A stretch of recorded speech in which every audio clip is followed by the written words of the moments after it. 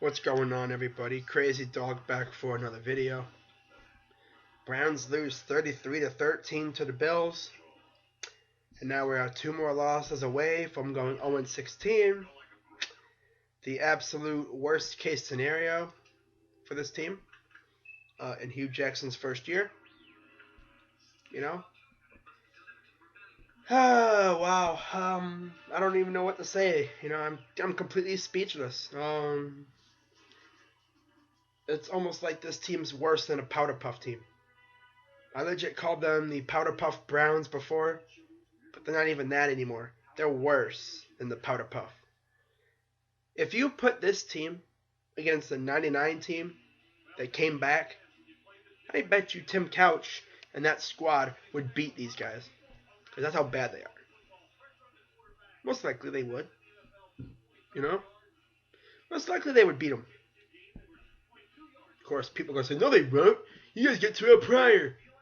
Well, the 99 team had Kevin Johnson. A lot of you guys have no idea who in the heck that even is. Yeah. Kevin Johnson was okay. He was good. For us. I don't even know what happened to him after that. But whatever. Man. Wow. But yeah. Watching this game, absolutely painful. The team really had no interest in tackling LaShawn McCoy. He ran all over them. Oh my god. And then there was a few times where we had a tackle right there and we missed. But the most embarrassing one was Ibrahim Campbell had Tyrod Taylor right in his sights, right there in his clutches for a sack. He whiffs it.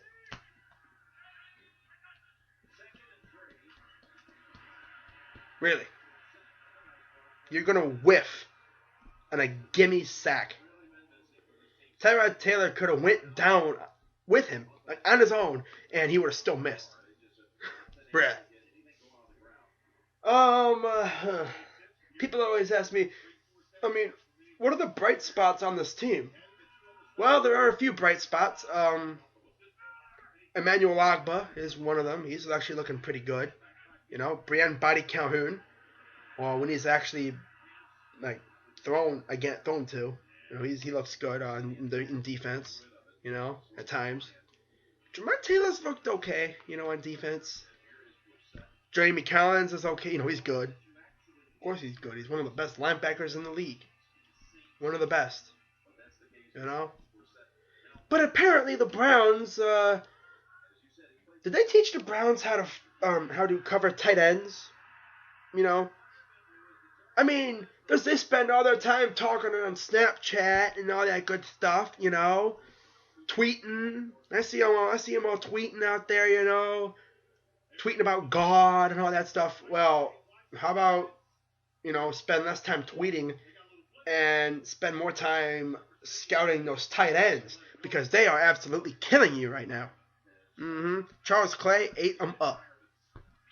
One of the plays, I think it was before half, wide open touchdown to Charles Clay. Really? Wide open. No one around. That's been the theme. I'm watching these other games. Corners are all over the receivers. They're like right on their hip. But the Browns, the corners are like 2 or 3 yards behind there, just standing there watching them. Bruh. It's pretty sad. Watching this Broncos-Patriots game, it's like watching a whole nother brand of football.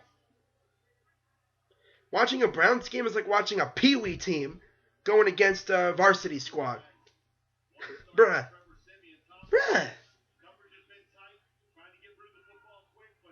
Like, this is what everyone was talking about. Of course, that's what we get for, having a lawyer, a baseball dude, and a bunch of Harvard guys in our front office. I'm pretty sure Dave Podesta's from Harvard. I don't know, but whatever. I don't care. They all suck.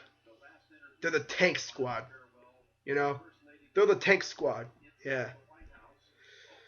Someone actually made an image using the DX tank picture, I guess, when DX was posing on a tank or whatever. Like, the old DX, not the Shawn Michaels Triple H DX, like the one that had like X-Pac and all those guys. You know, Road Dogg, in China, I think it was. They actually took a picture of that picture, and photoshopped the front office's face, like the guys in the front office faces on those guys with Hugh Jackson. I'm pretty sure you'll find it on Twitter if you look hard enough and long enough. It's pretty funny. But yeah, these guys. I mean, they've even said, Sashi Brown's even said he doesn't care about winning. You don't care about winning. So then, why? Why do we even try? Huh? Why didn't you just call up the league and say, yeah, we're just going to forfeit all these games, It would have been better for me. This way I wouldn't have to tune into this crap every week. I mean, people say, well, why don't you just not watch it? Bruh. There's no way I can bring myself to miss a Browns game. I can never miss a Browns game. The last time I missed a Browns game was last year, I think, against the Seahawks. I didn't watch that game. I kept up with it. I didn't watch it because I had to go somewhere. But man, this is embarrassing, man. All I gotta say is next year, this squad better have at least 5 or 6 wins next year by this time. Because if we have anything worse than if we have anything less than 4 wins by this time next year, I am going to be hella pissed off. Man.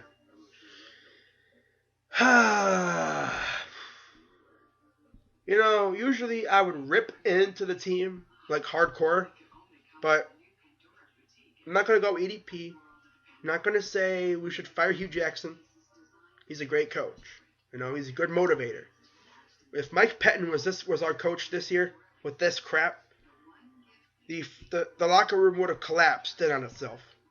It would have been even worse than it is now. We would have gotten blown out in every game. At least sometimes we fight for a little while, and then we'd give up.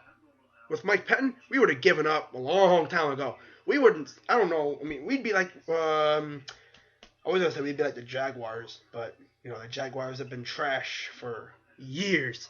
But if Mike Pettin was our coach this year at 0-14, although I don't think we'd be 0-14 with Pettin, we would have won at least one game. Just because, we would have had Manziel, because we all know Mike Pettin loves Manziel. Yeah. I mean, for all we know, Mike Pettin wouldn't have drafted Coleman. We probably would have drafted Wentz. Who knows? Can't say that because it didn't happen. Pettin's not here. I don't even know what he's doing right now, but I know one thing: it's not coaching. But watching this game, dude, it every time the Browns did something good, I was like, ooh, maybe we have a chance. The Browns actually made it a game at one point. I think they were down by a touchdown or something like that. And then the defense went right back to what they did before. Just absolutely blowing it. They blew it wide open. They could not stop LaShawn McCoy. They could not stop Charles Clay. Tyrod Taylor's having a great game. They made Rex Ryan look like a boss out there. Oh, God, dude. Oh, man.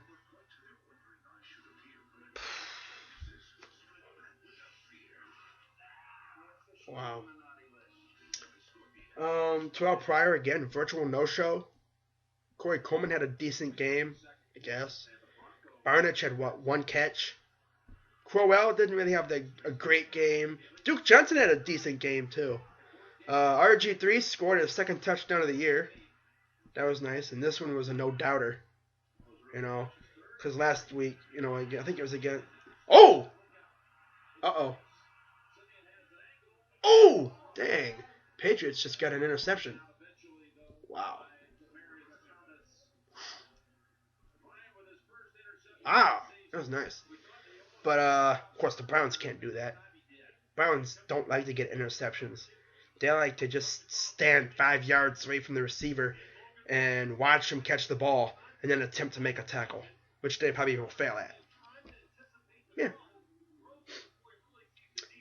Another thing is the drops. There was a few passes that were dropped, but the thing that really pissed me off the most was after I think we were about ready to.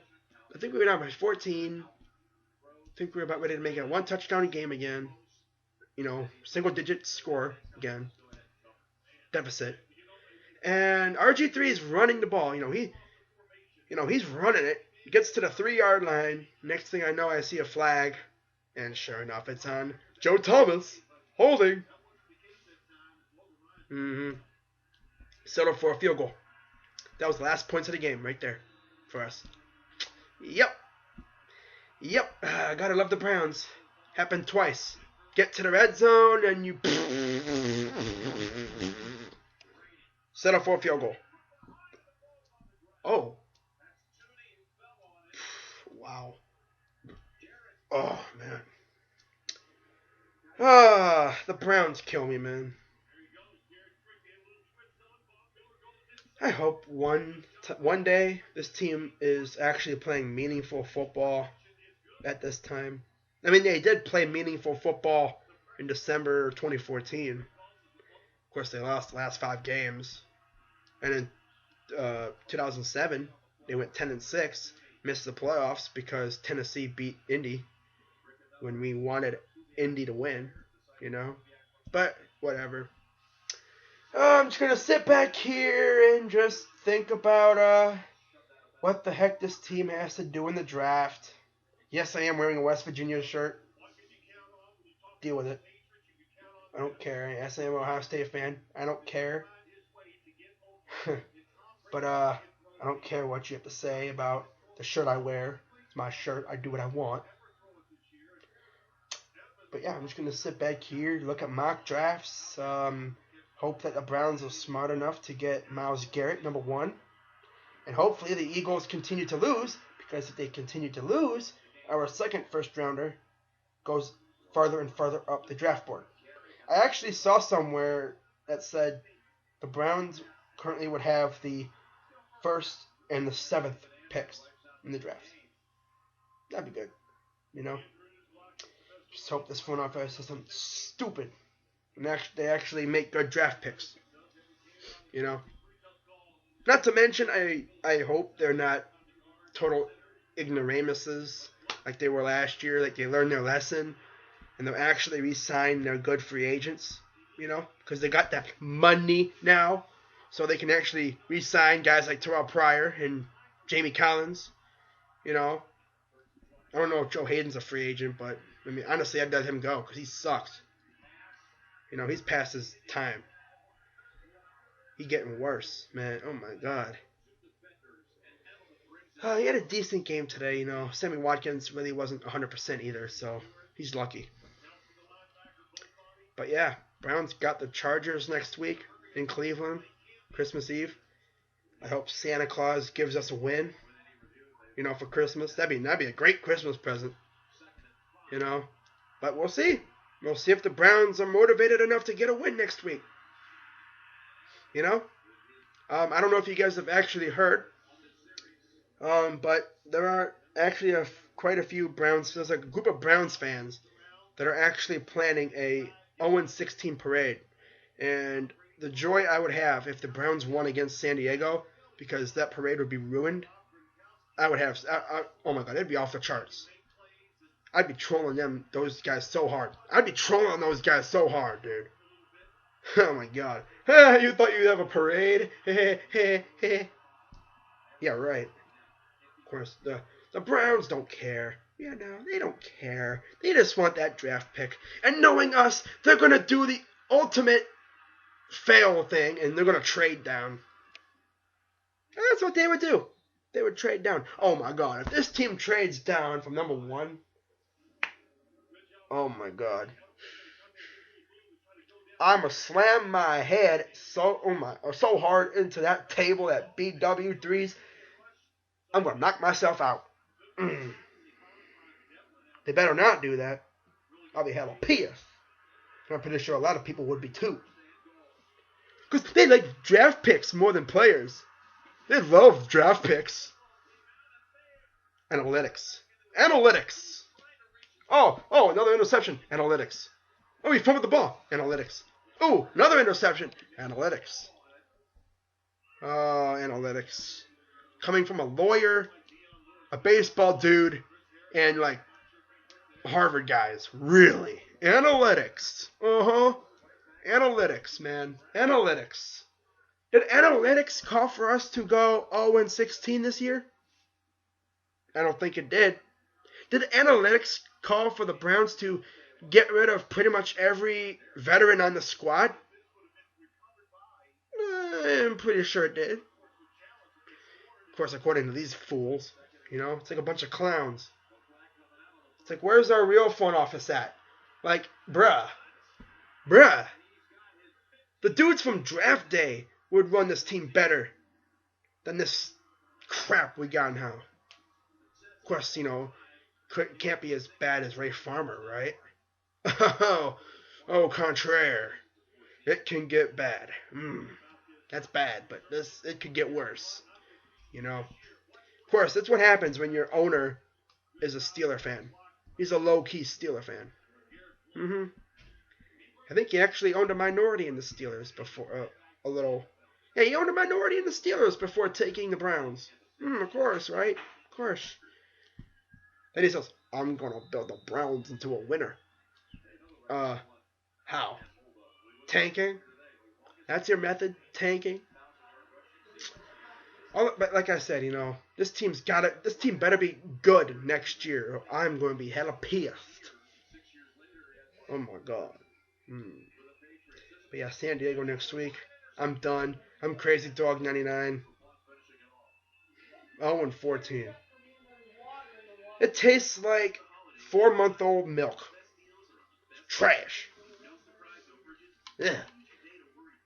4-month-old milk mixed with vinegar and salt. Yeah.